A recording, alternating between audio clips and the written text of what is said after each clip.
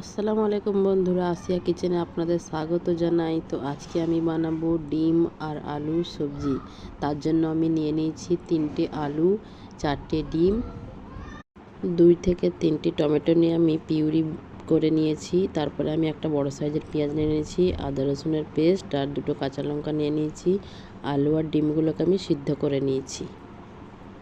তো এখানে বন্ধুরা আমি পাত্রের মধ্যে তেল দিয়ে দিয়েছি। এর মধ্যে আমি দিয়ে দেব 2টা তেজপাতা, একটা দালচিনি, তারপর আমি দিয়ে দেব কতগুলো গোলমরিচ তেলের মধ্যে দিয়ে দেব। তারপর আমি এর মধ্যে একটা পেঁয়াজ চপ করে রেখেছিলাম, সেটা আমি এর মধ্যে দিয়ে দেব।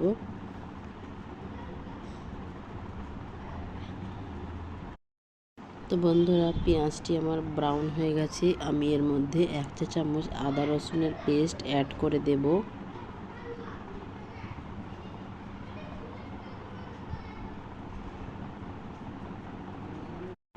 তারপরে এর মধ্যে আমি 1/2 চা চামচ হলুদ গুঁড়ো অ্যাড করে দেব। তারপরে 1 চা চামচ লঙ্কার গুঁড়ো অ্যাড করে দেব। তারপর আমি একটু জল দিয়ে দেব যাতে নিচে মশলাটা জ্বলে না যায়। মশলাটিকে আমি ভালোভাবে ফ্রাই করে নেব।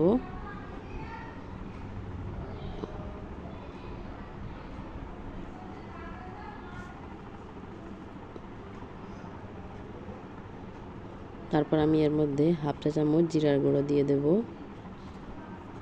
তারপর আমি এর মধ্যে 1 চা চামচ ধনিয়া গুঁড়ো দিয়ে দেব। তো দেখুন একটু একটু জল দিয়ে আমি মশলাটিকে ভালো করে ফ্রাই করে নেব।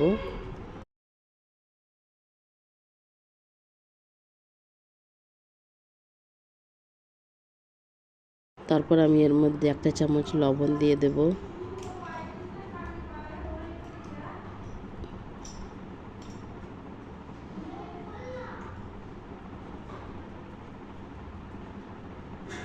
দেখুন মশলাটির কত সুন্দর কালার হয়েছে। তারপর এর মধ্যে টমেটো পিউরিটি আমি দিয়ে দেব।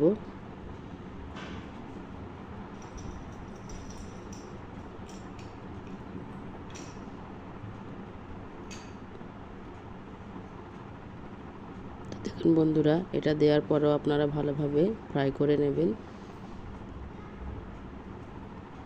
তো বন্ধুরা 4টে ডিম আমি সিদ্ধ করে রেখেছিলাম, আমি লবণ আর হলুদ মাখিয়ে আমি ডিমগুলোকে ফ্রাই করে নেব। তো বন্ধুরা কড়াইতে আমি তেল দিয়ে দিয়েছি, ডিমগুলোকে আমি এর মধ্যে ফ্রাই করে নেব।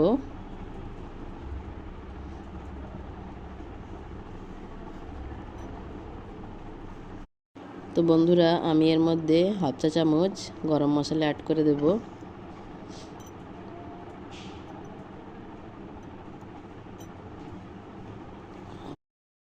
তো বন্ধুরা আমি এর মধ্যে সিদ্ধ আলুগুলোকে অ্যাড করে দিচ্ছি।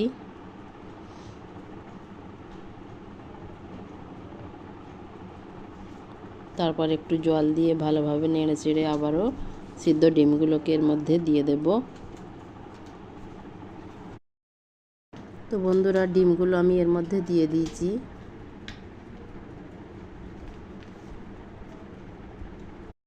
তারপর আমি এর মধ্যে 1.5 গ্লাস মতো জল আমি দিয়ে দেব।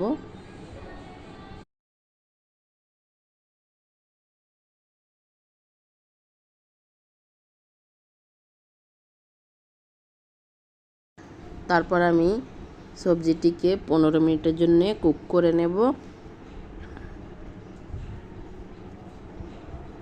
2টো কাঁচা লঙ্কা আমি মাঝখান থেকে কেটে এর মধ্যে দিয়ে দিয়েছি। তারপর 15 মিনিট পর আমার সবজিটি রেডি হয়ে গেছে দেখুন।